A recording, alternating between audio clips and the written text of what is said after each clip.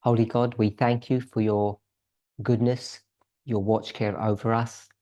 We ask and pray that you would be with us during these sacred Sabbath hours so that we may not only receive a blessing from you, but that we may be able to share blessings with one another.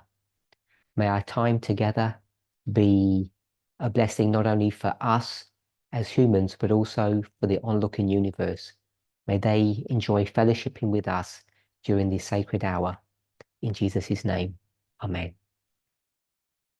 So I want to welcome everybody to this Sabbath study today. As we were just told a moment ago, we do have some international visitors with us today. So we have more people than I expected. And with so many people, it's actually not that easy to know when someone wants to communicate or say something. So what I'm going to ask is that if you want to make a comment and I haven't asked you, just unmute yourself if you're able to do that. Hopefully everybody is. And just give me a little shout so I'll know that someone wants to make a comment, and then you'll be able to speak. I did ask in the communication if our international visitors could perhaps refrain from responding until the local members make their point.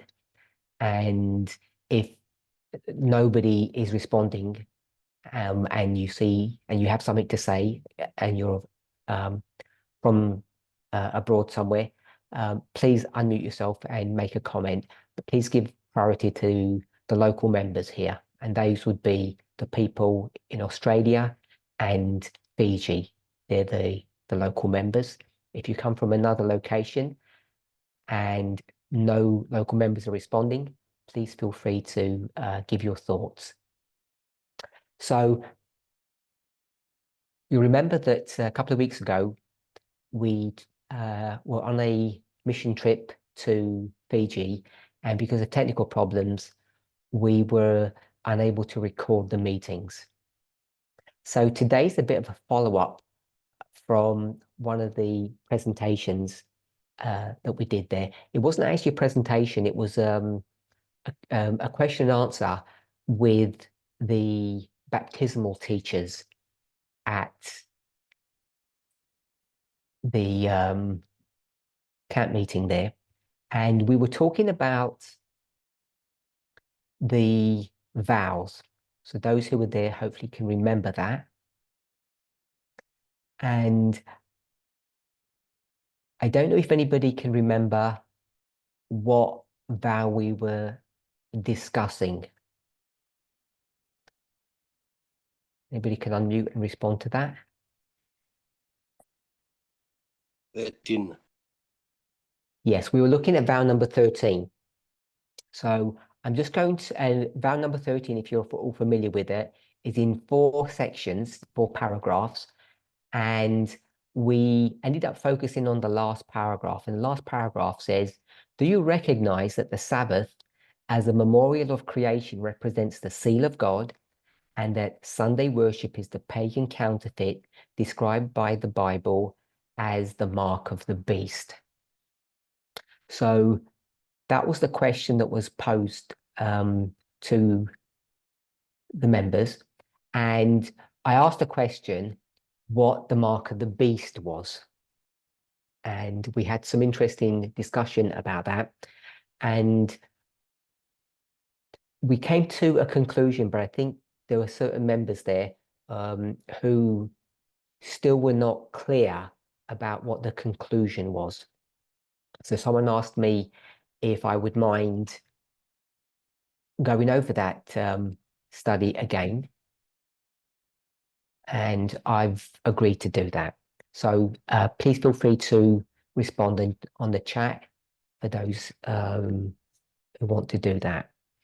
Okay, so we're talking about the mark of the beast.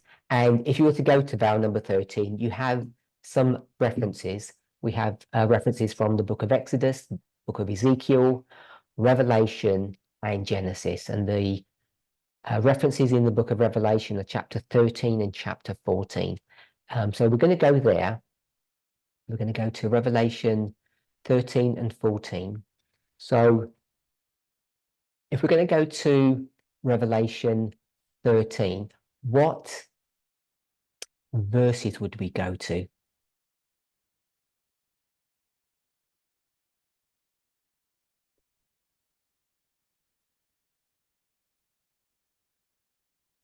Who wants to venture what verse we would go to if we're going to talk about the mark of the beast? So someone has said verses 9 to 11. Thank you, Gloria. So let's go to those verses and see if that's correct. So I'll read verses 9 to 11. If any man have an ear, let him hear.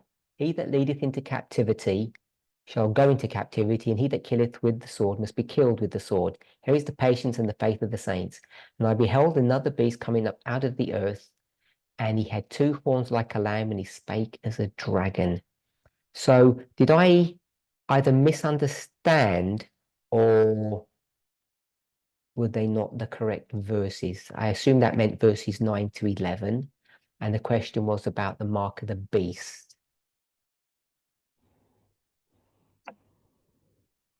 Okay, so someone has said verse 16 and verse 17. So let's have a look at those verses.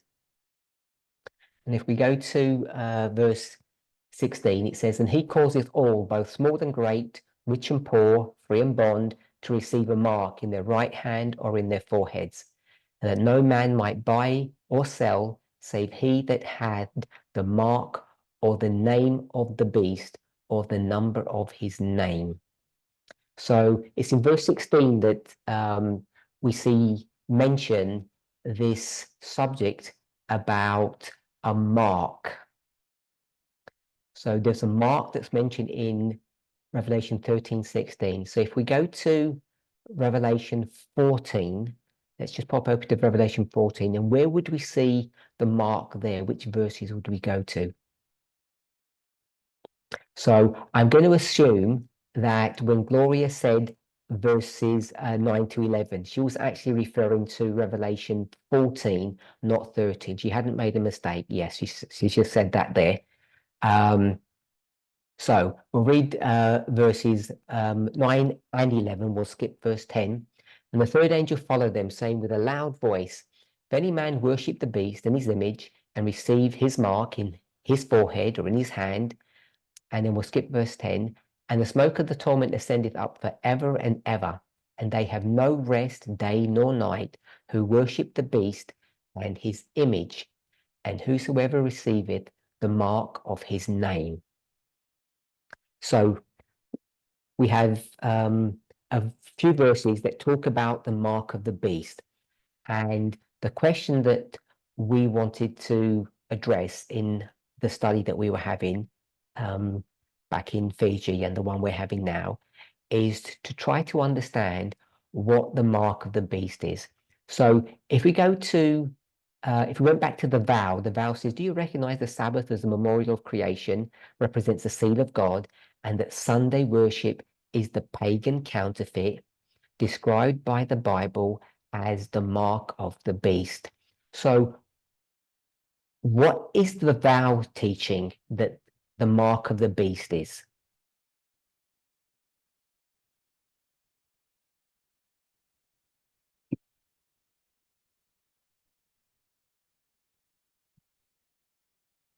Well, we have vow 13,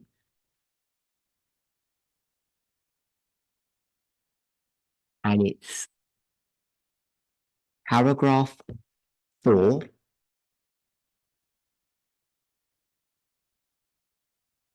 What does the vow teach? Someone can give an audio response.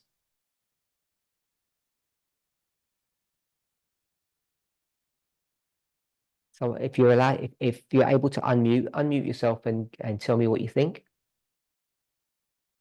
Is it Sunday worship? Sunday. Okay, so Ray says it's Sunday worship. And Ray, I don't know if you had the vow in front of you or if you remembered what I said, or I can reread it again. Tell me why you think it's Sunday worship. Would you like me to read it again, or do you remember?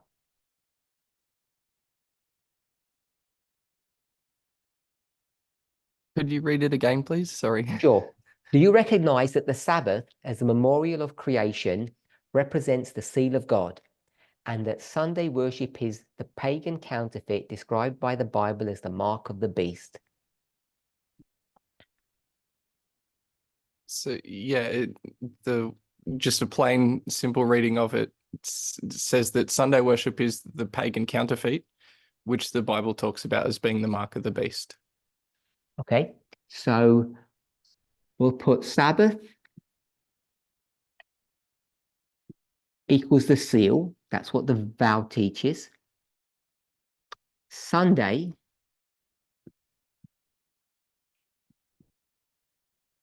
is the counterfeit seal.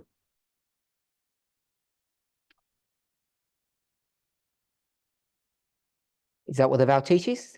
If we're okay with that? Unless anybody disagrees. That's how I understood it. Yeah. And then we said, or the vow says, that it also equals the mark. I'll put mark of the beast like this. I normally put MB, but some people put an O there. Mark of the beast.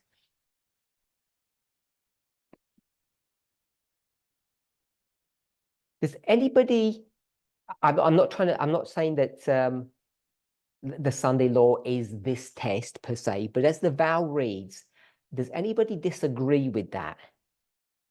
That the Sabbath is the seal of God, that Sunday is the counterfeit seal, and that the counterfeit seal is the mark of the beast. Does anybody disagree with that statement as it stands? Either I could say in the logic or a previous dispensation, or how Ellen White would teach it. We know that it's not a Sabbath Sunday issue today. I'm not trying to make that point, so don't respond in that way. So someone could give me their thoughts if they disagree or agree with the vow as it stands. Is it correct or is it a mistake? Who was speaking? It's correct. Okay, so if people can give their name and then the response, was that still Ray? Sometimes I can't tell. No, it's Greg. Oh, hi, Greg. Okay, thank you. So it sounded a bit different. That's why I wasn't sure. So if people can give their name and then the response. So you said it's correct. Is that right? Yes, that's correct. Okay. Does anybody think they disagree with that? Or does everybody say, Catherine yep? here, and I'm Catherine. not really sure on what the question is. Sorry, are you asking whether we still think that this is true, like for us today, or whether we agree that that's what the vow says? I'm not a bit confused. Okay, sorry. so neither of those. So my question is not what we believe today, because we know if we were to call it the great test is not the Sabbath Sunday question. So we agree with that. So that's not my question. And I think enough of us have said that what the vow teaches is what we've got on the board. So I'm not asking that question. My question is, does the vow, which is paragraph 4, does that represent what our or an Adventist understanding is, or our previous understanding, or what Ellen White says about this subject? That's my question. Is there a mistake in the vow with respect to our normal understanding of what the great test was to be in a previous dispensation? Because if it's wrong, then we should understand that it's wrong. If it's correct, then we would want to understand what the current application is. So that's why I'm asking the question. Is the logic correct? Is this what we believe that it all is? Go ahead, Catherine. Yes, so I think I think it's correct as far as what Spirit of Prophecy teaches, as far as I understand. Okay, so that's good. We've got a fair few people here and nobody's disagreed with that. So these vows have been around for 8 years now. They were presented to the movement in 2016. So they've been around for a long time, and I've not heard anybody challenge this vow, particularly this paragraph. So it seems to have stood the test of time. So I would take that as we agree now that our original understanding of the mark of the beast is an agreement with inspiration, that it is in fact Sunday sacredness or the counterfeit seal. So not answering the question about what it currently is, but let's go back into the mind of Ellen White or Adventism. So does everybody think or agree that the Sabbath is the seal of God?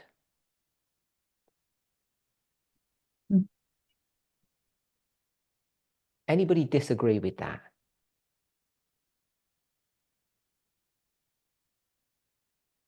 Okay, sounds like everybody agrees that the Sabbath is the seal of God. Has the Sabbath always been viewed as the seal of God? Or is that an Adventist interpretation?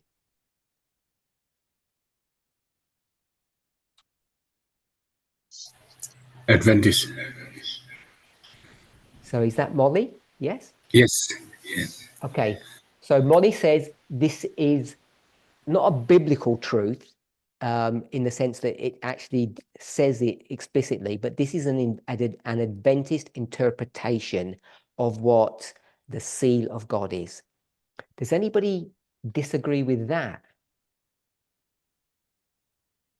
It's Raymond. I think the Jews saw it as something that set them apart. I don't know if they would have used the term like seal, but I think how they saw it as setting them as distinctly God's people is very similar to the way that Adventism does.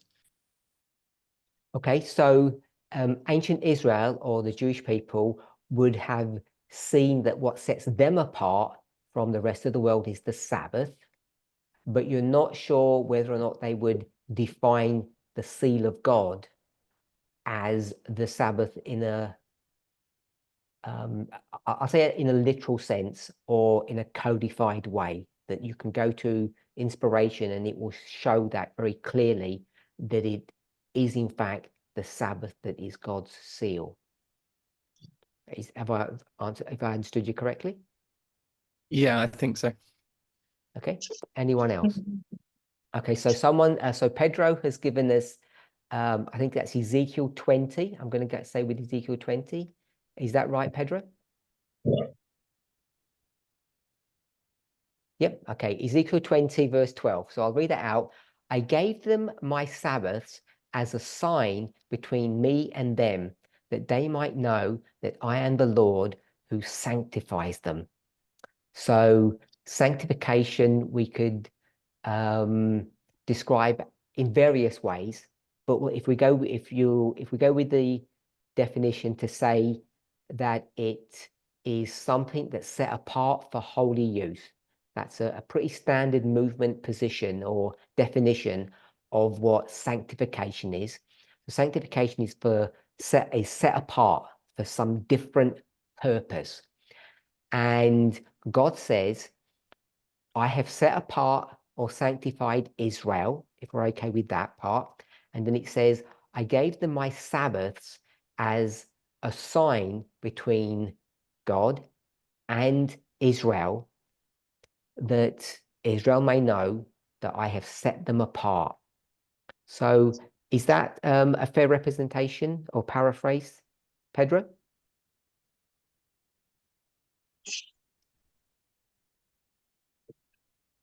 Okay, so do you see that as does anybody or Pedro, do you see that as a proof text that the Sabbath is the seal? Are we going to see somewhere in those words a seal? Maybe it's the sign or something like that. Is that the logic?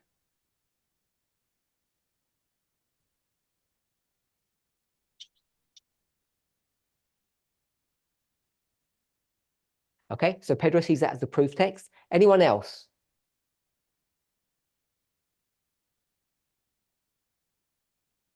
Okay, so someone's speaking about a phylactery on their head. Sometimes they wear it on their forearms. A phylactery, I'm going to tell me if I'm wrong on this, is a little box, often of leather, that you strap around your forehead or on your arm. And inside it is a note or a document or the law itself, so that you have it constantly, a constant reminder. And if I think I'm correct, that you put it on your forehead or actually on your arm, which is why it speaks of, we'll talk about Revelation later on, but you'll see the connection between the right hand and the forehead, if you were to if we get a chance to go to Revelation and discuss that. So is that the point that you're making, Susan? Yes. Yep. Okay. So just want to jump back to Ezekiel 20 verse 12. Just want to point out that it says Sabbaths, and I don't know how people read that. Is that the seventh-day Sabbath it's talking about, or is it all the Sabbaths of the ceremonial system?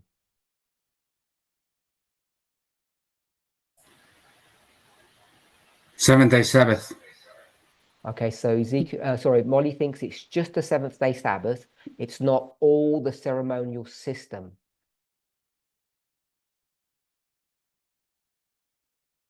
Yep. So Greg says it's plural, which is why I asked the question. Because people will disagree with it being the seventh-day Sabbath. That's the only reason I was asking that point. If you read commentators, or even if you go into the context of the passage, people have different opinions of what that is talking about, whether it's talking about the whole sanctuary system, which sets God's people apart from the rest of the world, or it's just the Sabbath that does that. Okay, so maybe people would want to think about that. I guess my only point is that it may not be a definitive proof text, just because of that, and we'd have to look into the context as well. So Susan has said that people wear these phylacteries, which are basically little boxes with inspiration in them, often the law, and they strap it to their body as a physical reminder. So why would you see that as proof that the Sabbath is the seal? Well, I think the significance of it being strapped to the forehead, I hadn't known about the arm like you've mentioned, so that's additional information.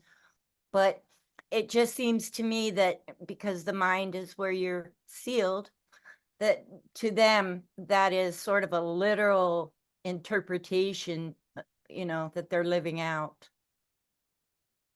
Okay, so you've said that we're sealed in our mind.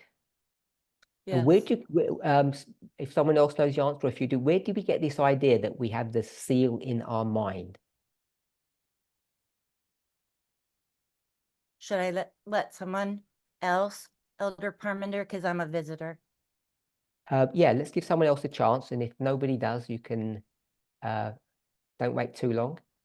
Give people a few minutes, a few seconds. If they don't respond, jump in and tell us where you see the seal is the mind. Revelation 14:1. Revelation 14:1. And I looked, and lo, a lamb. Oh, who was that, by the way? Taylor. Taylor. Thank you. And I looked, and lo, a lamb stood on the Mount Zion, and with him 144,000, having his father's name written in their foreheads. So you're going to take the father's name, whatever that name would be, if it's God, and it's written in their foreheads. Is that your proof text? I guess so. Good. Okay, you don't sound as confident now. I'm not sure why. Susan, do you want to? Did you have a different proof text? Oh, I Revelation 14:9. Someone had 14:9. I read 14:1. 49. And the third angel followed them, saying with a loud voice, if any man worship the beast in his image and receive his mark in his forehead or in his hand. Sorry, Susan, you were saying? No, I was going to use our logic and our reasoning, and that's your cognitive ability there. So, but yes, the proof texts, that's correct. I believe that's the answer. Okay, so does anybody want to tie that together? Verse 1 says Father's name, doesn't mention Sabbath, doesn't mention a seal. And if we compare and contrast that to verse 9, talks about a mark in this forehead. So we have forehead and forehead, so we can connect the two verses together. So it compares the mark with the Father's name or God's name.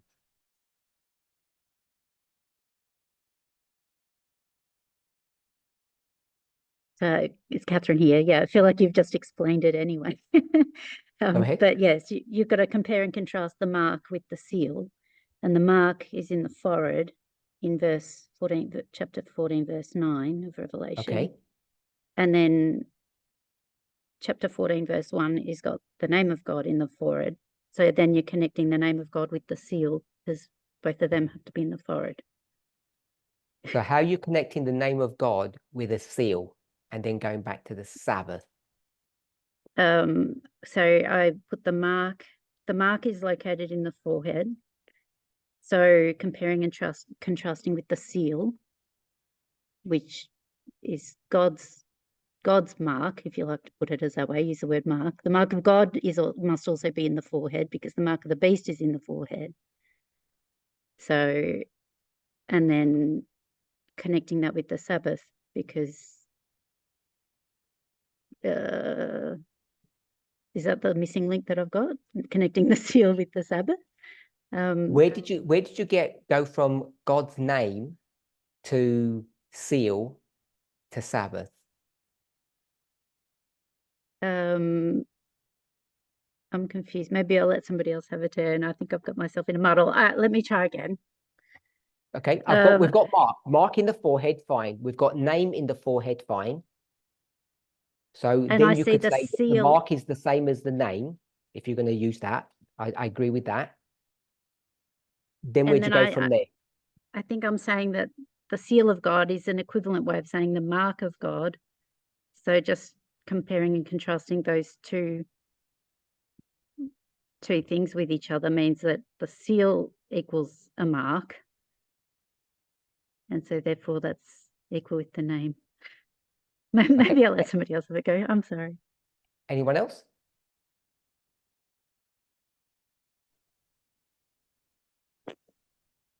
Okay, so people are saying we can just go to a Spirit Prophecy quote.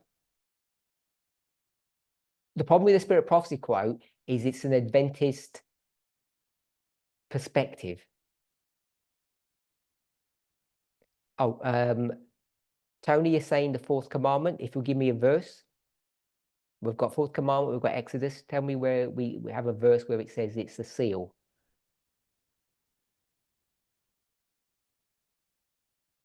Ezekiel 20:12, Ezekiel 20:20. Okay, so I'm going to go to Ezekiel 20:12, you said? Yes, Elder Parminder. Okay, we've already read Ezekiel 20 verse 12. That's what Pedro gave us. He says, I gave them my Sabbaths as a sign between me and them, that they might know that I am the Lord who sanctifies them. So we've already done that one. And your other verse was what?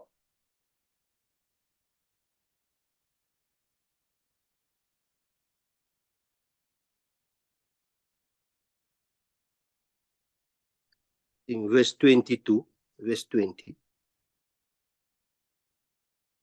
Give me the chapter and the verse.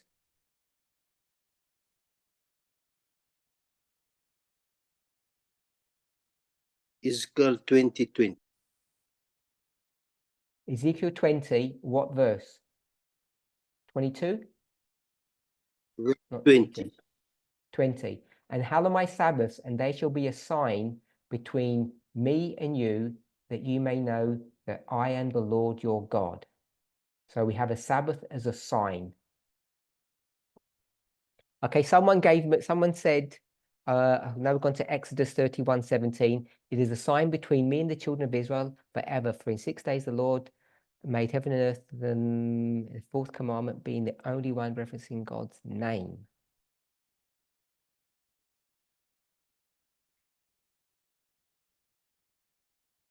Okay, someone give me a spirit of prophecy quote.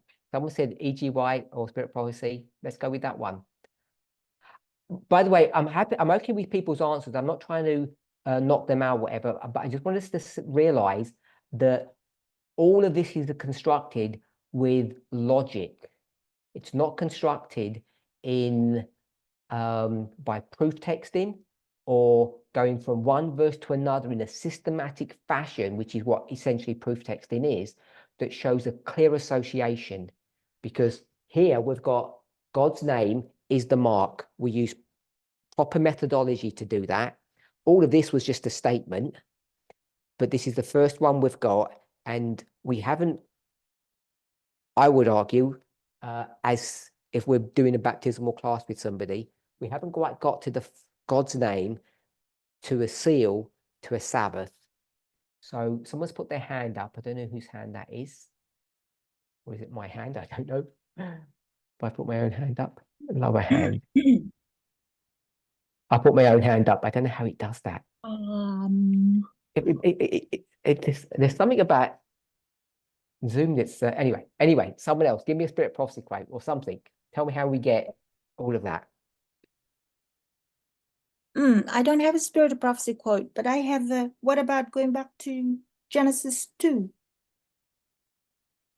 and Genesis verse 2. 3? Genesis 2:3. Yeah. And 2 God and blessed the seventh day and sanctified it, because in it he had rested from all his work which God created and made. So God sanctified, set it apart for holy use. How does that help? Well, it's special. It's not a day that's common. As far as God, figured, I think we could get that from Ezekiel 20. yeah. We could get that from Exodus 31. There's two verses, or the two verses that Pedro gave us. So Exodus 2 doesn't give us any additional information than we've already got.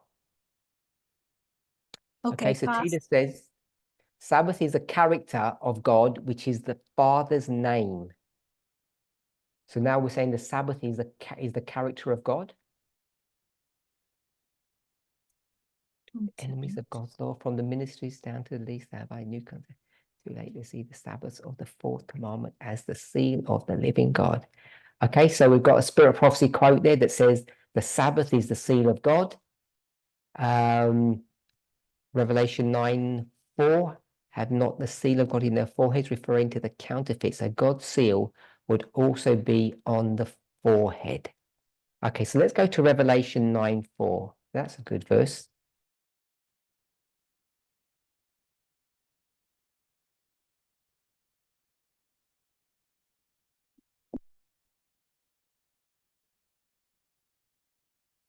Revelation 9:4.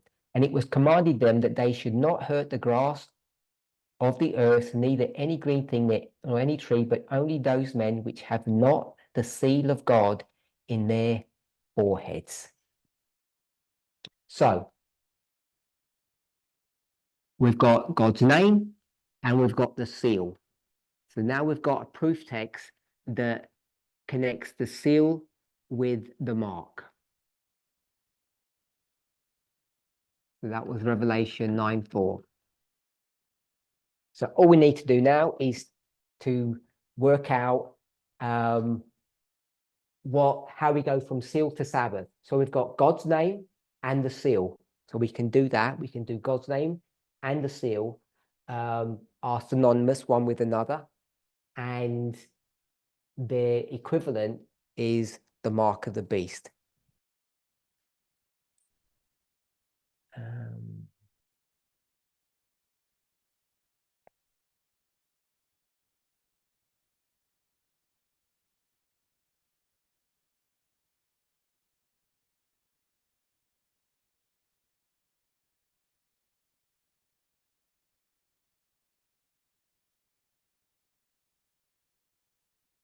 So someone's given me a response, and it's so complicated, I don't actually understand it. So I'm not going to be able to respond on that. But it looks good. Okay, so can we connect the name to the character of God? Yes, we can connect a name to a character. That's how the different names of God refer to the different aspects of God's character. Often we do the same. We see that in many Bible stories. Okay, so we've got a Spirit of Prophecy quote, and we've got a Bible verse that almost gets us to it. How about chapter 7, verse 2 Of what book? of Revelation? Revelation 7:2. And I saw another angel ascending from the east, having the seal of the living God, and cried with a loud voice to the four angels to whom it was given to hurt the earth and the sea, saying, hurt not the earth, neither the sea, nor the trees, till we have sealed the servants of our God in their forehead. Okay, so we've got the seal here.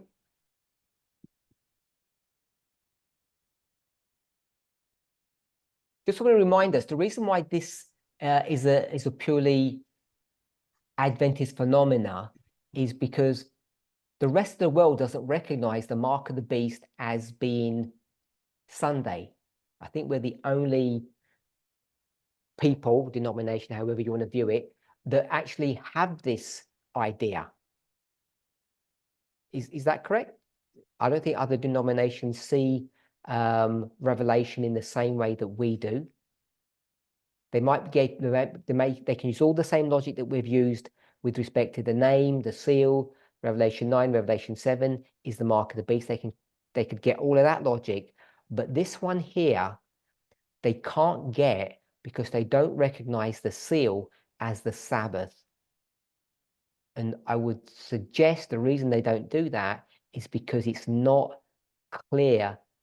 It's not clearly laid out in the Bible that this is the case. Does anybody want to comment on that? So Pedro has asked, what came first, understanding the seal as the Sabbath or the mark as Sunday? Is that a rhetorical question or you're not sure the answer? No, I actually don't know what came first for Adventists. Okay, I don't know the answer as well, to be honest, which one came first, but I think they came around, there was a development. So we know that much of Daniel and Revelation was spoken about by Protestantism right through the Dark Ages, into the Methodist Church, into the Baptist Church, and then into the Millerite movement, and then into Adventism. So it's been a progressive work that has developed over hundreds of years. But if you talk about Adventism, it would have developed over decades. So I don't know if it's that easy to trace how you do that. Often we go straight to the Spirit of Prophecy, and Ellen White will have given us this information relatively early on in her writings, not like 1844 early on. It would be a couple of decades after that before it was mature enough to get to this place of understanding. So I think it's been a progressive work to try to understand what all of this has meant. Okay, so the reason why I wanted to say all of that is just to make sure that we know that these are not proof text subjects that we're dealing with respect to the mark of the beast. I want to read the Spirit of Prophecy quote to us now. I can find it.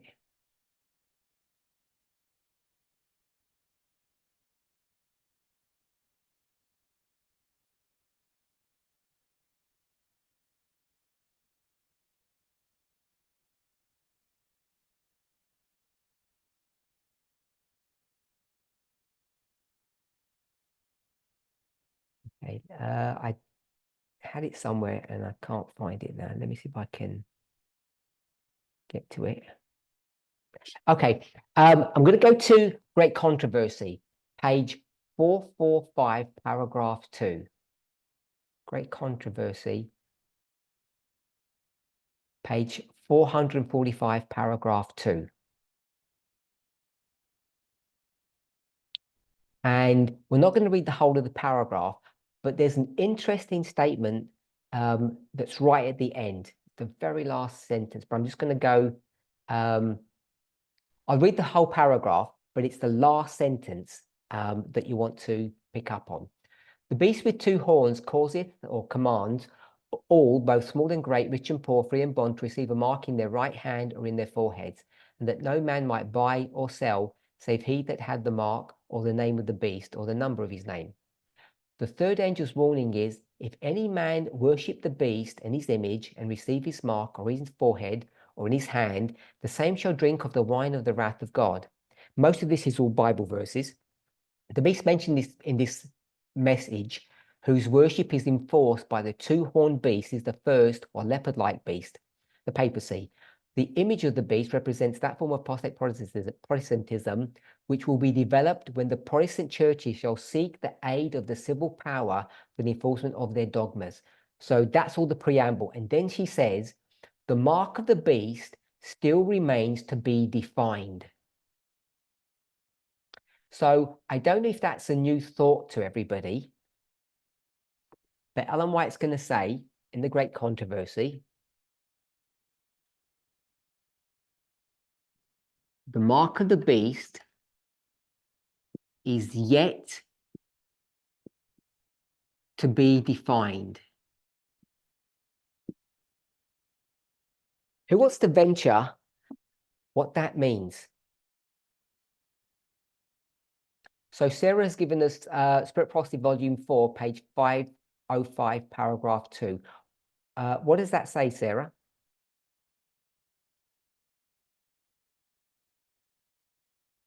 Tell me what the proof, what that will demonstrate to us, if you're willing to come. But the Sabbath is the seal. Okay, that's great. So we've got 4SP 505, and then we had the devotional, which was DD page 49. I can't remember what DD is. Is it Dark Day? Okay, so someone comment on this. This is GC 445, I believe. It's Catherine here. It sounds Catherine? like Ellen White is about to define what it is. That's the way I read that. If you went down and read everything that she says, she doesn't. Oh, she doesn't go on to define it. Not So that I'm Ellen aware White's of. not about to define it. Like, I'm just As far as I'm aware, she doesn't. Maybe okay. if someone can check.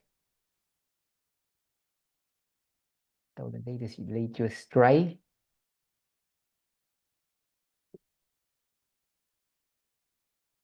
Oh, maybe it is. Let's go with that. After the warning against the worship of the beast and his image, the prophecy declares, here are they that keep the commandments of God and the faith of Jesus. Since those who keep the commandments are thus placed in contrast with those that worship the beast and his image and receive his mark, it follows that the keeping of God's law on the one hand and its violation on the other will make the distinction between the worshippers of God and the worshippers of the beast.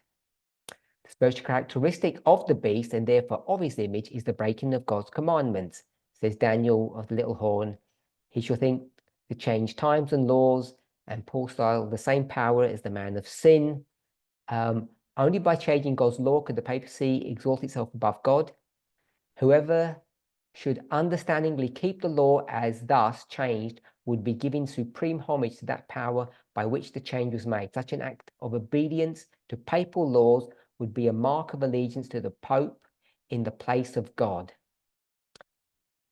And then she goes on about the second commandment being changed.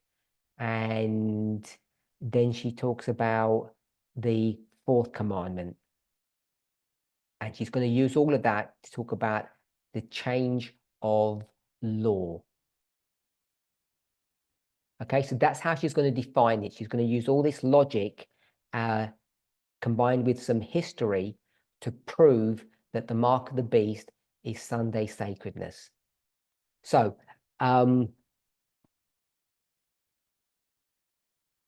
anybody want to comment on that?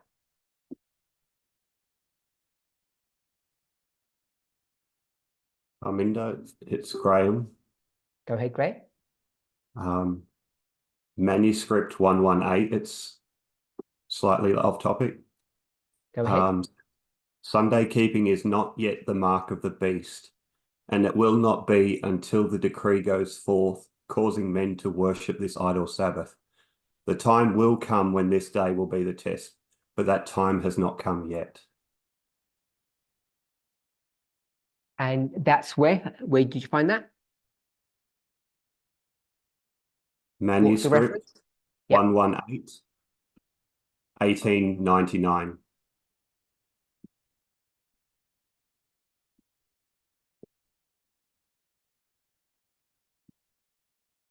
Actually, that number rings a bell. So, summarize what that said.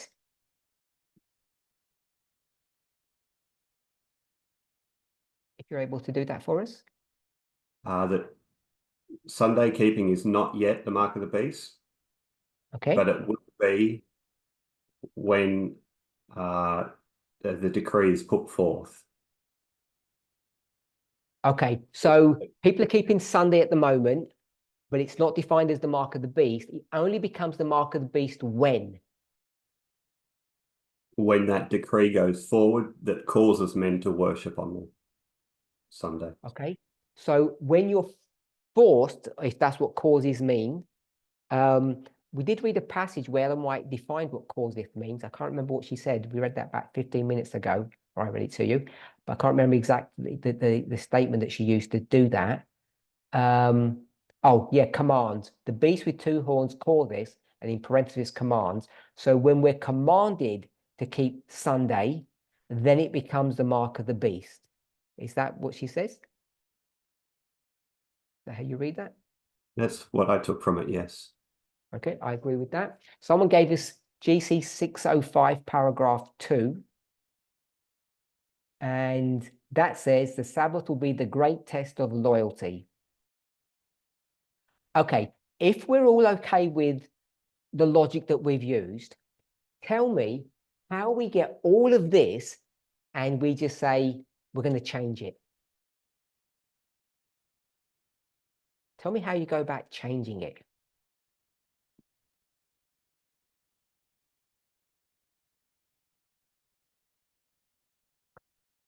We have changed this test to the great test of equality. Is that how you would define it? I'm not sure how people will define what the great test is.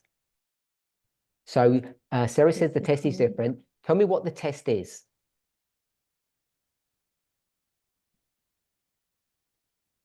It's Catherine here. Catherine? I'm saying the test is it's like human rights. So if it's human rights today and it was human rights back then, that would explain why that mark of the beast doesn't come into effect until human rights abuses are taking place, and which in that scenario is forcing religious observance and violating human rights that way. Whereas today it manifests differently. That's linking them. So you've said human rights. Sarah has said, I'm just going to put equality.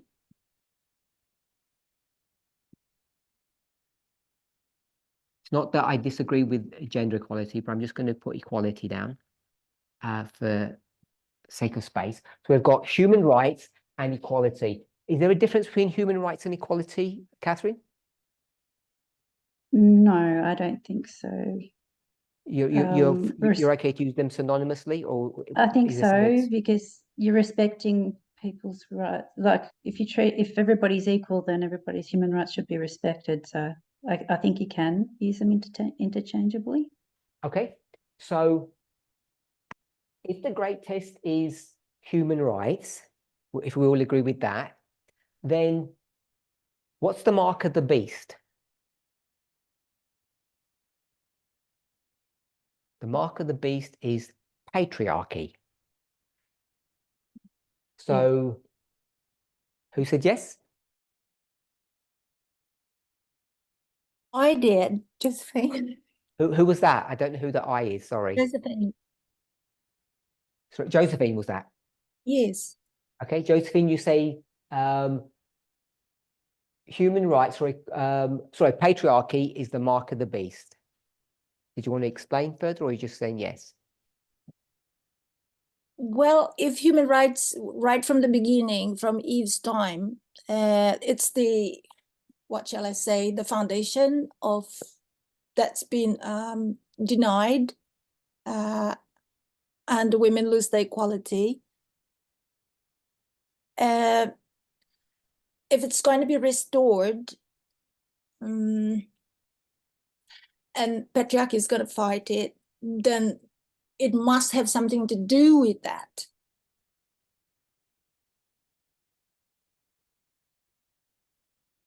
Could you just repeat that simply? I got lost. Someone was doing something to the screen and it distracted me.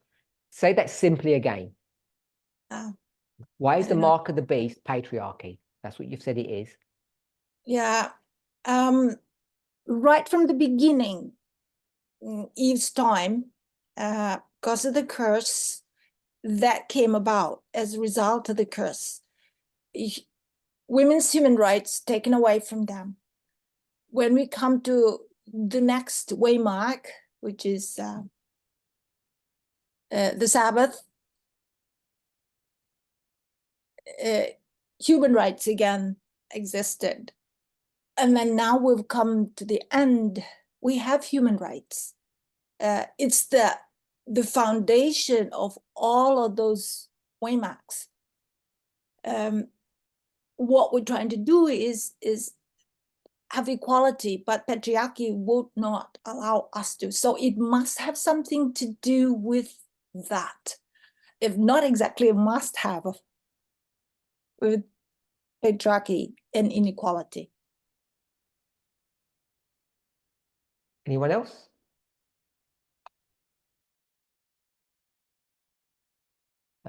So I've got the mark of the beast is patriarchy, it's inequality, it's oppression of people, of minorities. The mark or seal of God is their character. The mark of Satan is their character. God equals equality, Satan equals patriarchy, dominance, and force. Equality practices, abuse in any form. So, was Ellen White wrong when she did all of this?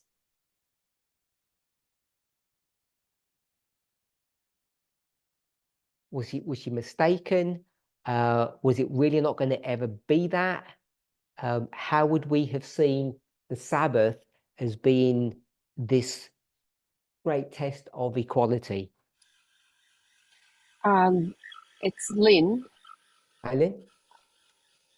I believe that had Christ come when in the Millerite time, again, if the second advent had occurred as planned, or had they been successful, then that was the issue of their time. So that a decree could have gone forth, etc. But obviously things didn't progress to that in that way. So it was correct for her day, but now it's a different dispensation, a different era, a different test.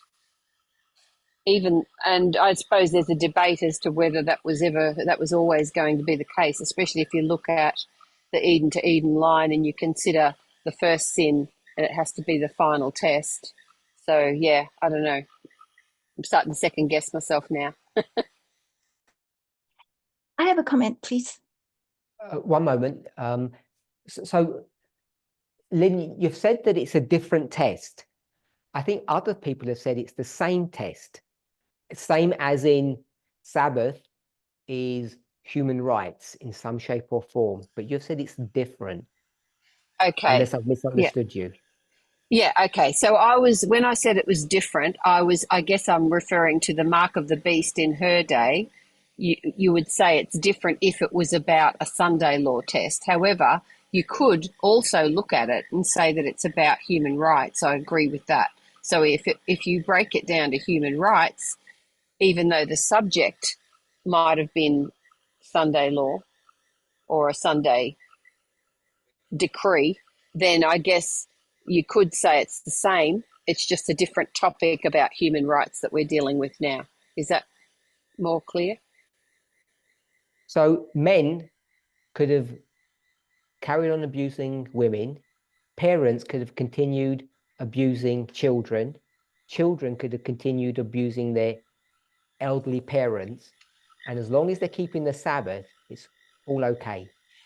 Yeah, I don't think that's all okay, obviously. But I was referring to if the second advent was going to happen in their time. And that's where I get a little bit confused, because if you look at the Eden to Eden line and you look at the fact that all of that was still going on, then how could the second advent have happened in their day if that was still all happening?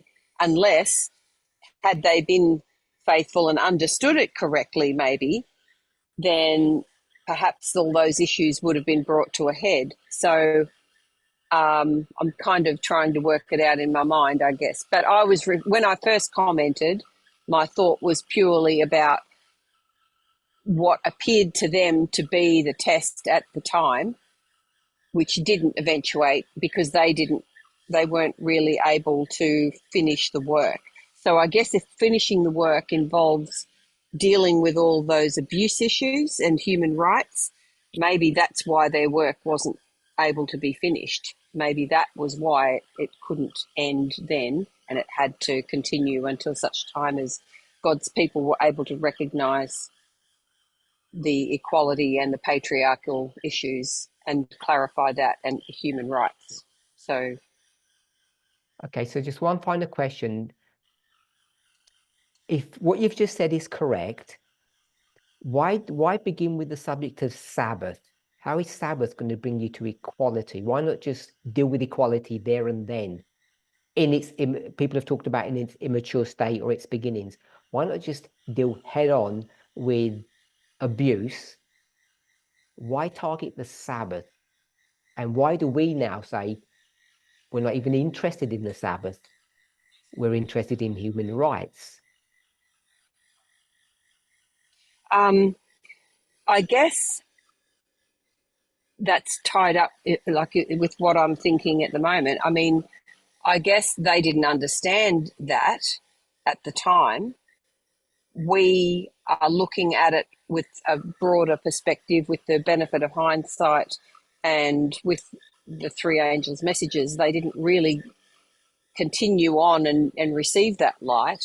So I guess they were very, simplistic in their view, whereas we've become more complex. So we've come to understand how the Sabbath relates a bit better. I mean, I think we're still trying to come to terms with that, how that relates to human rights issues. But I think do you actually get it to relate to human rights issues? I do, if you relate it to the character of God. If the Sabbath is the seal of God, as in when we're looking at those who keep my law and put my law in your hearts, in your minds shall I write them. Basically, if we are to have the character of God and the Sabbath is the sign of that, then I can relate that to equality and to human rights in that regard.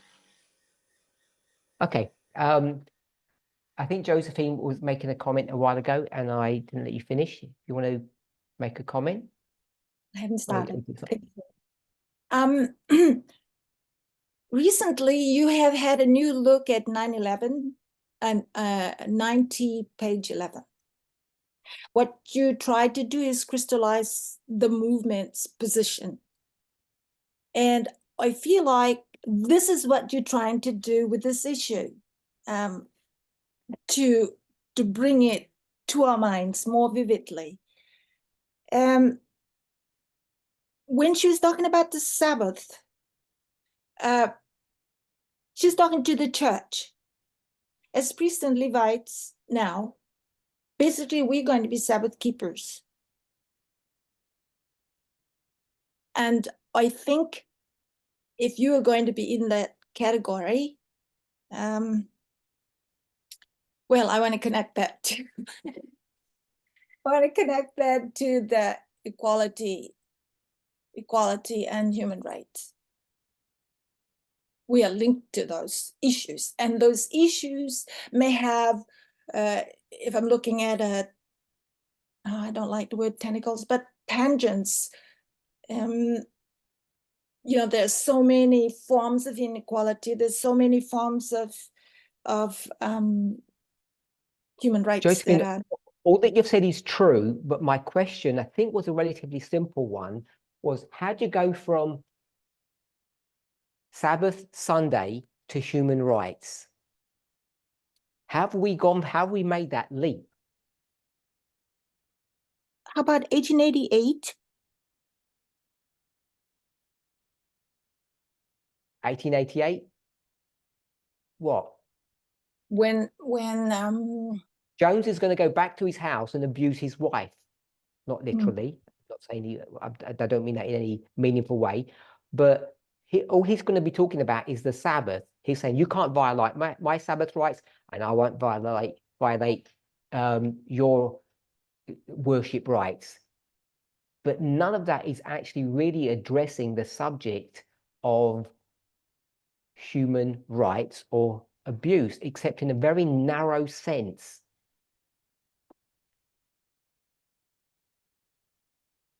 Okay. Most people across the world who are abusive, most men who are abusive, will all defend human rights.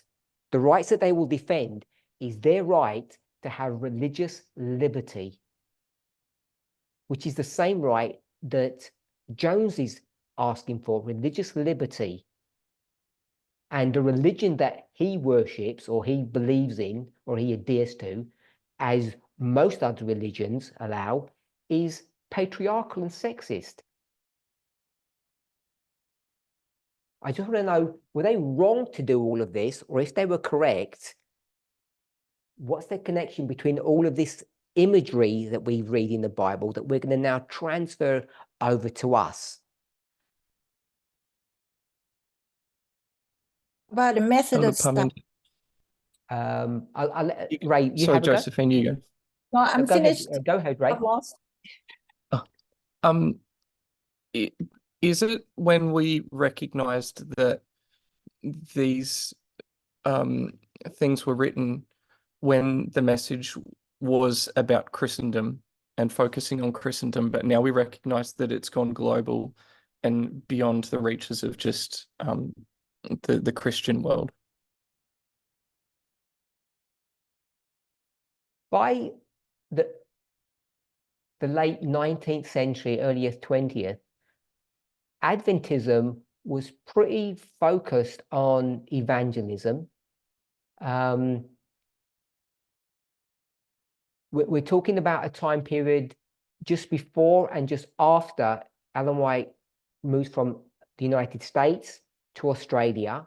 And in that time period, Africa is colonized and it's all settled down.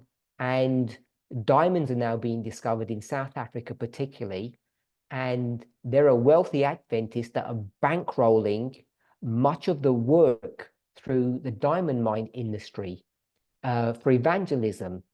So we have a focus on taking this message to the world. It's not just about Christendom. They might call them the heathen or the people in the dark lands, however they would, describe it in the Victorian language, which is not pleasant. But they would view things in a very similar way to us, I think. If the point you're making is all they can think about is Christian, for sure. And if they're thinking that, why aren't we? Why have we got out of the Christian mindset and we've got into a humanistic mindset? How have we legitimized all of this symbology and turned it into something completely different? Is or it is because symbology, was it always wrong to begin with, or was it right for that dispensation? And if it was right for that dispensation, does that mean that dispensation was never going to make it anyway because it was defunct? And patriarchy could be alive and well in 1888. Son-in-law's coming, Christ is coming, and we're all going to go to heaven as in the patriarchal model. It's all going to get sorted out there. I'm not sure how people view it. I've asked questions about this before, about like how would God have taught them about sexism before, in this time period, and my understanding from the response was that it would be part of their instruction in that 1,000 years of unlearning. Okay, so I'm okay with that answer. That God will cut short the work in righteousness and carry on the work in heaven. I think we believe that now. We're not going to get everything sorted out, so it'll get cut short. But why is the Sabbath the target? Why not real stuff? Like real human rights? Why this esoteric thing?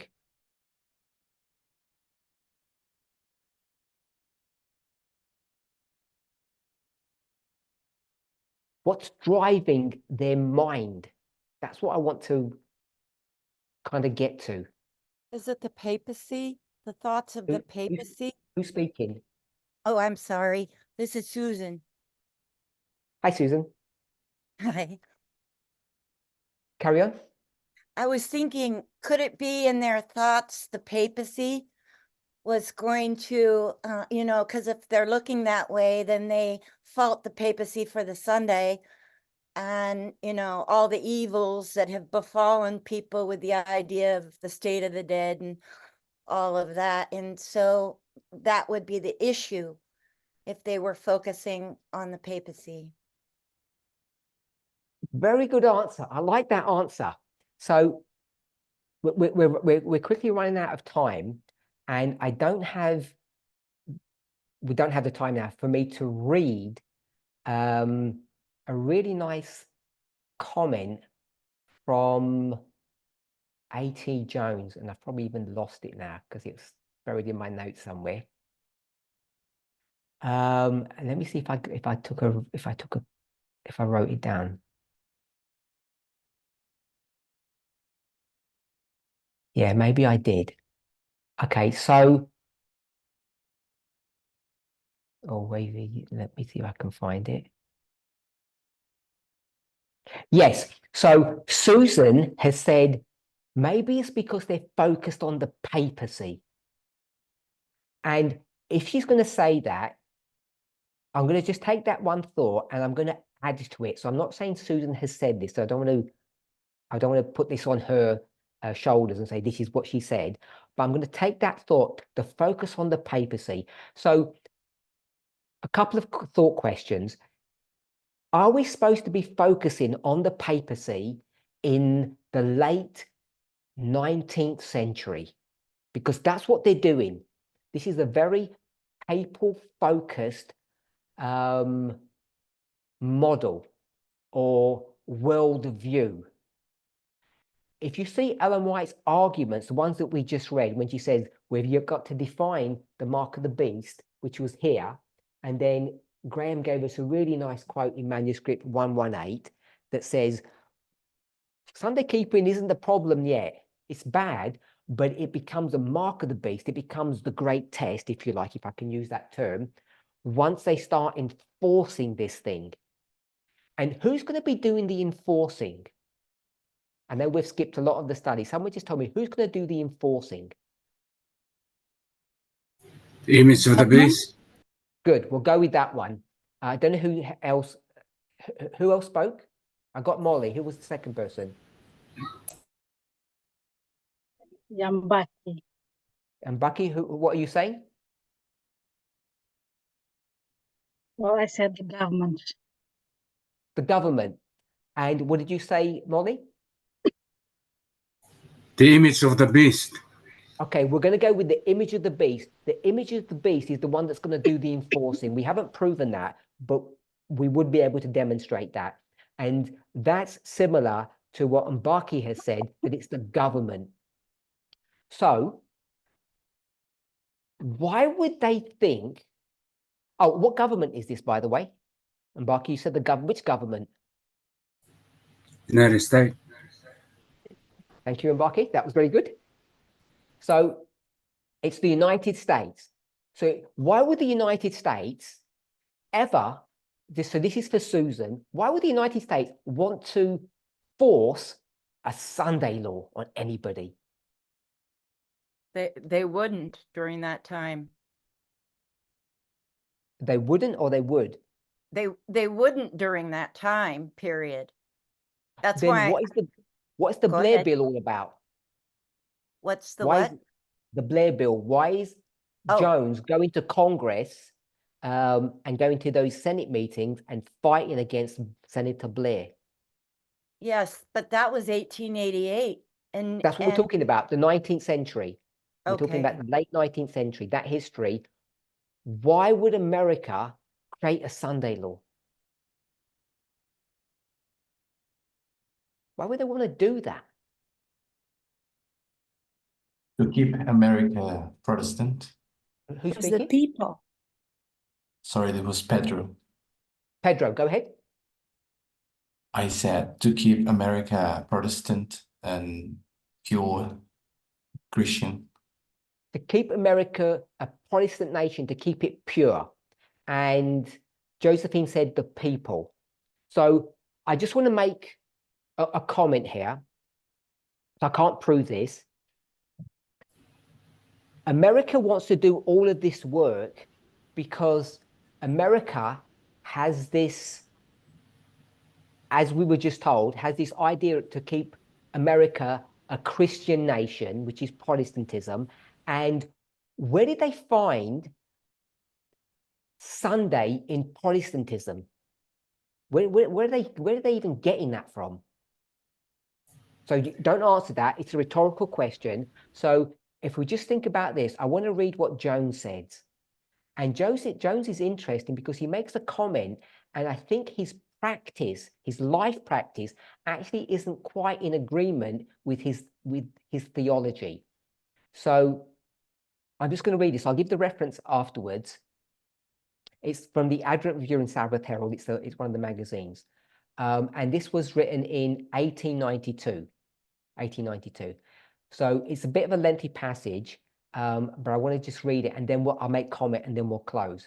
This everlasting gospel is the mystery of God, which is again to be preached unto, which again is to be preached unto me. And that mystery, if Christ in you, the hope of glory. There's some typos in this, the way from the software. And that is the preaching that is now to go to the world. Christ in you, the hope of glory, which is the everlasting gospel, which is the mystery. So all of that is taken from Paul. And if you went to some studies that we've done in the movement, all of that should not be new. We've defined what the everlasting gospel is. It's the mystery of godliness, which is Christ in you, the hope of glory. So that's all new, so that's fine. And that is the preaching that is now to go to the world. That's the message to go to the world. So if we were just to take that, we could see that's why the great test is human rights. He clearly defines it this way. In the glorious threefold message, which makes up the three angels' messages, and now is the time when the gospel, the mystery of God, is to be preached and revealed in a power and majesty and a glory such has never been known except in the time of the apostles. So now they're going to go back to the apostles, or he is. And when you do that, the argument he's making is about the message that goes to the world is not about Sabbath keeping. It's about Christ in you, the hope of glory, which I'm going to say is equality. It's not about the Sabbath. If it does not even surpass that, so the message now is going to be greater than the message that the apostles gave. The power of the mystery of iniquity being broken off, the mystery of God is to be brought again before the world in all its glory. For I read that in the days of the voice of the seventh angel, when he shall begin to sound, the mystery of God, which is the everlasting gospel, remember, should be finished. That's the work of completion in humanity. The work of God will be complete when the seventh angel sounds. So that's familiar territory for us in the movement. And they followed another angel saying, Babylon is fallen, is fallen. And the third angel followed them, saying with a loud voice, if any man worship the beast. So he's going to basically quote Revelation 14, 8-12. Now mark the connection. There goes forth the angel with the everlasting gospel to preach. The everlasting gospel is the mystery of godliness, and the preaching of it to the preaching of Christ in men, the hope of glory. Christ is the power of God and the wisdom of God. This gospel is rejected, and there is a falling away spoken of as Babylon is fallen, is fallen. So I want you to pick up the point about the falling away. Then out of that falling away comes that against which the third angel warns. So he's going to argue that there's a falling away, quotes, Babylon is fallen, and then he says the third angel warns against or warns about this falling away. So that's what he said. I've just paraphrased to try to make it simple. Now, what brought the mystery of iniquity? So now he's going to define the mystery. What is the mystery of iniquity? It's the opposite of the mystery of godliness, if we can compare the two. The mystery of godliness, the way he defined it, was equality. And so the mystery of iniquity, therefore, is the opposite of equality, which is inequality, which is patriarchy, if we can make that connection. Then he says, what produced or what brought forth the mystery of iniquity? And now he's going to tell you the falling away from the mystery of God. So the mystery of God was preached in the time of the apostles. There is a falling away. And with that falling away, it brings forth the mystery of iniquity. I hope we can see the sequence. The mystery of God, a falling away. It doesn't say it directly now, but it's a falling away of God's people produces the mystery of iniquity. I'll read on. For Paul says, now all of this is Pauline theology, that day shall not come except there come a falling away first, and that man of sin be revealed, the son of perdition. We would argue that that's the papacy. And the mystery of iniquity is the beast, the papacy. Jones is going to say it directly. When the mystery of iniquity has run its course, it's finished its work, then comes the word of God announcing an angel flying in the midst of heaven, having the everlasting gospel, the mystery of God, to preach to all the world, to every creature, and every creature, full stop. Then from this also there comes a falling away. And out of that falling away, there comes that angel, which the third angel warns, the image of the beast, the image of the papacy. So I want to summarize that because it's a bit long-winded. He says the apostles in the time of Christ, it's not a Sabbath question. They don't have a Sabbath message. They believe in the Sabbath. They live the Sabbath. It's part of their culture, if I can put it that way, their religion. But that's not what their message is. Their message is the everlasting gospel. The everlasting gospel is Christ in you, which is a mystery, or the mystery of God. Now, that's what they're preaching. Sometime afterwards, there's going to be a falling away. And that falling away creates a situation where you get the man of sin coming up. And the man of sin is the mystery of iniquity, which is the beast, which is the papacy. So it talks about the creation of the papacy. So the papacy has been created because the message, the everlasting gospel, has failed in its mission. And the failing of the mission creates a vacuum, if you like, where the papacy can rise up. And then it says, I'm just going to read the last sentence of what we already. Then from this also there comes a falling away. So now Jones is going to say, after the papacy, there's going to be a second falling away.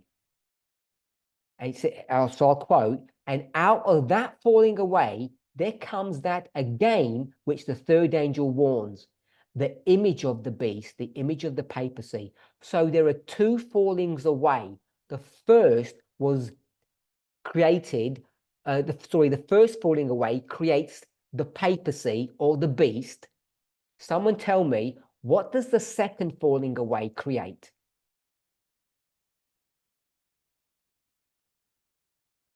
The image. The image of the image beast. of the beast. Image of the beast. Good, good. So we've got enough people have understood what he says. There's two falling aways. One of them was the papal, one of them was the first falling away creates the papacy.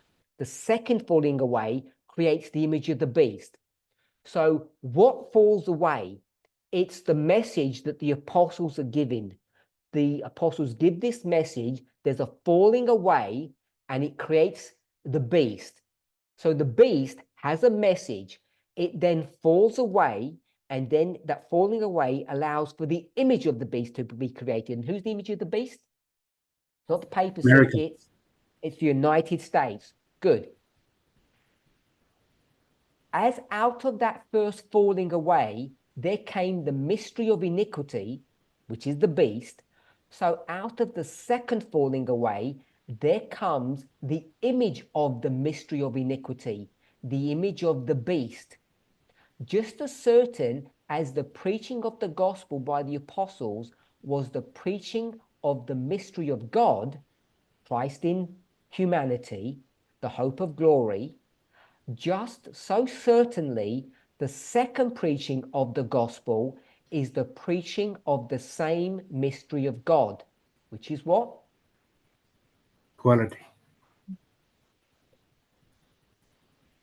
The hope of Christ in you, Christ in you, the hope of glory, the mystery, which is equality. That's Christ in you. The same, following on, the same power of God and the same wisdom of God to make known the same Christ in men, the hope of glory. Then, as certainly as out of that falling away, there came the mystery of iniquity, the beast, the papacy, so certainly out of this falling away, there comes the image of the mystery, the image of the beast, the image of the papacy, and I'm going to add the United States, apostate Protestantism. The two things are alike from beginning to end. And now the third angel's message, this threefold message. So when she talks about the third angel's message, sorry, he does, not she. He ends up having this way to say the third has the first, second, and third all combined in it. That's why he calls it the threefold message. Warns against the whole evil combination of the beast and his image. This threefold message has been more than 40 years in the world. This little leaflet, from which I have read before, gives an excellent statement of this as follows, and then he's going to read on. So a little while ago, I discussed this subject about 1888 and the Sunday law. It was in a recent presentation of several weeks ago, a few months ago, certainly this year. And I read a passage, and the passage was a discontent in the movement, Alan White's movement, that they were saying A.T. Jones was preaching a false message. What was the false? Why was his message false? Does anybody know why was his message false? Not that it was false, but he was accused of it being false. It's Catherine here. Is it because it wasn't about the Sabbath? It wasn't like a Sabbath message? Yes, it's not about the Sabbath, but there's what was his message? What would he say? I'm preaching. It's like righteousness by faith. Oh no, we just read it a minute ago. Christ in you, the hope of glory. No, right at the end. Threefold what?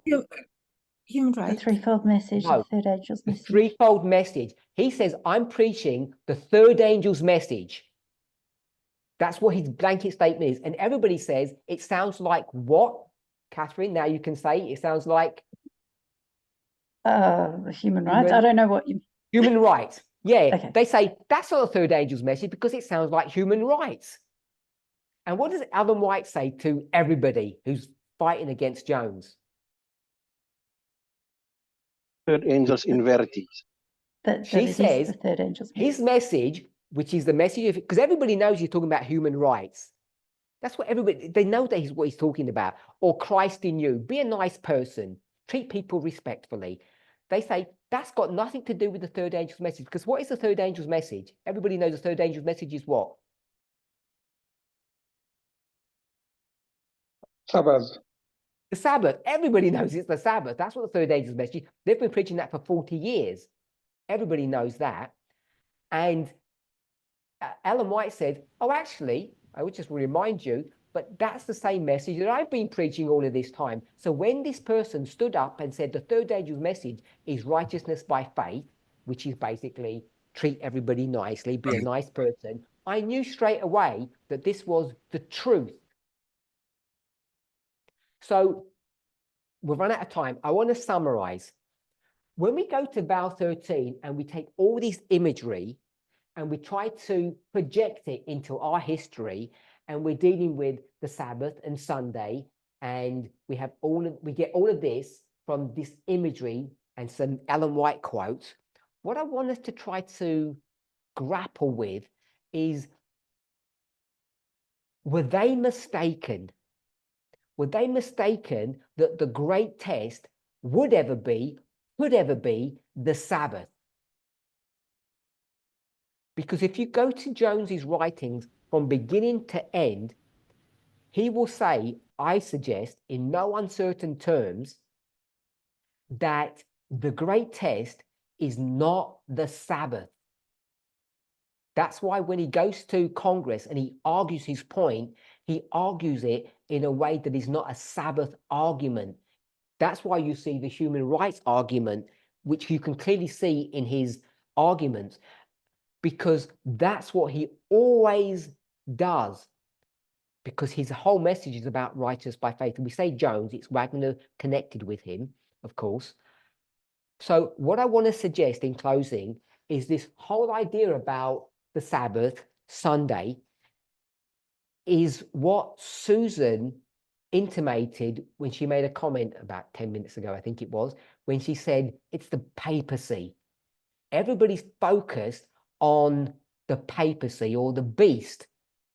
And what they didn't see, Jones sees it, but it's easy to get distracted because he's an Adventist, he's a Seventh-day Adventist, and he's going to get sucked into this whole Sabbath Sunday argument as well, is that there is a focus, an undue focus upon the papacy. And when you do that, you have to go back to the Dark Ages. And we read Ellen White's arguments about the changing of the law. She quotes the second commandment, then the fourth commandment. And that's where they get into this Maya. But his logic is there's going to be another falling away, and it's the United States government this time that is going to be the premier power. And that's what this issue is about, that it's not this Blair bill, this little blip in American history that's dealing with the Sabbath that they seem so focused on. It's what A.T. Jones has said from the very beginning. It's about Christ in you, the hope of glory, which is the everlasting gospel, which is the mystery of godliness. And the opposite of that would be the mystery of iniquity. And all of his language has got no Sabbath Sunday story in all of that. So what I want to suggest is, when we go to Adventist history, or we might call it the Millerite history, and we try to track down and trace the Sabbath, what we can end up doing, because we want to try to dovetail things together, which actually it means we're trying to force fit their understanding of the great test with our understanding, I think we're always going to struggle doing that. And I want to suggest, because we're building it upon a wrong premise, I'm not here to argue what Ellen White said or she didn't say, but what I want to suggest is in that history, when you have the second falling away and the rising of the image of the beast, Protestant America, the issue, the great test would never have been, could never have been Sabbath. They've got sidetracked on that. And that's why Adventism has been in limbo land or in the Laodicean condition, depending on where you want to mark it, for 126 years until this movement is created. And when this movement's created, because we're the real Adventists, we are in the same mire, the same mess as they are in. So we're going to bring in all of the baggage with the great test, being the Sabbath and the Sunday, with all of that wrong argument. And it's taken us 30 years roundabout to get to the place to come back where A.T. Jones had always anchored us in the everlasting gospel, Christ in you, the hope of glory, the mystery of godliness, which is basically the third angel's message, which is the subject of, I'll just call it being nice, Christ in you, which is basically human rights and equality. And I want to suggest that we don't get hung up trying to rubber stamp everything or the logic or the arguments that Adventists had in the late 19th century about all of this imagery that we find in the books of Daniel and Revelation. Okay, with that, I want to thank everybody. So I'm not sure how we close a meeting, but I'm going to close in prayer, then I'm going to hand it over to our host. So let's close with prayer. I'm sorry there were many messages and many people wanted to speak. I apologize we didn't get through all of them. Maybe we could save the chat and it could get posted somewhere so that people can have a record of that. Let's close with prayer. Dear Lord, I want to thank you on behalf of myself and my fellow travelers, my friends, my fellow worshippers. As we try to grapple with our past, not only our immediate past as individuals, but our past as Adventists, there are questions that, unless we are willing to confront, we have to leave unanswered. And those unanswered questions will only cause us to be distracted, cause us to become unnerved, and cause us to doubt the veracity of the Sabbath, the commandments, and also the truthfulness of the great test. Help us to understand what Jones was trying to teach us. Help us to understand what Ellen White was trying to say to us. Be with us and bless us through this Sabbath day as we talk to one another, our friends and our families, as we share these thoughts with one another, so that we may become more informed and more anchored in the truth of the third angel's message. In Jesus' name, amen.